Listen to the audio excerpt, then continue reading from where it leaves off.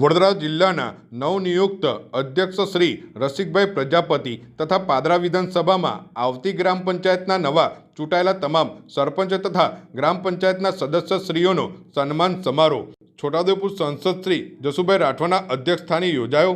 તાજેતરમાં યોજાયેલી ગ્રામ પંચાયતની ચૂંટણીમાં પાદરા તાલુકાની 49 ગ્રામ પંચાયતની ચૂંટણી યોજાઈ હતી, જેમાં 3 ગ્રામ પંચાયત સમરસ થવા પામી હતી। ત્યારે યોજાયેલી ગ્રામ પંચાયતની ચૂંટણીમાં ચૂંટાયેલા નવનિયુક્ત સરપંચ તેમજ ગ્રામ પંચાયતના સભ્યોનો આજરોજ પાદરા મનુસ્મૃતિ હોલ ખાતે સન્માન સમારોહ યોજાયો હતો।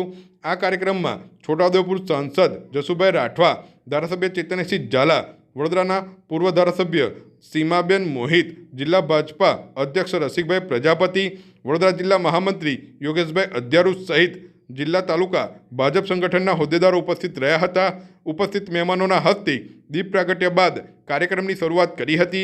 આવેલા મહેમાનોનું સ્વાગત કરી તમામ નવા ચૂંટાયેલા સરપંચ અને સભ્યોનું સન્માન કરવામાં આવ્યું હતું।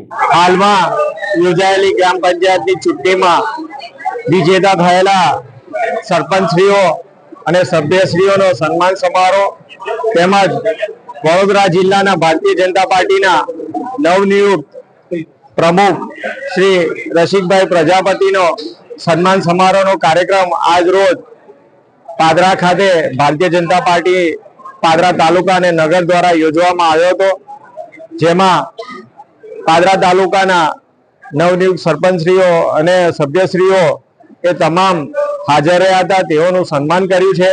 અને સાથે આજની સન્માન સમારોહમાં ઉપસ્થિત સાંસદ શ્રી જસુભાઈ રાઠવા અને ધારાસભ્ય તરીકે મેં તેઓને આશ્વાસન આપ્યું છે કે ભારતીય જનતા પાર્ટીની બંને સરકારો સાથે ચૂંટાયેલી તમામ 5 તાલુકા પંચાયત હોય કે જિલ્લા પંચાયત હોય, આ તમામ એ સરપંચશ્રીઓ અને સભ્યશ્રીઓને પૂરેપૂરો સહકાર આપશે અને ગામના વિકાસમાં પૂરો સહયોગ આપશે તેનું આશ્વાસન અને બાંહેધરી આપી છે।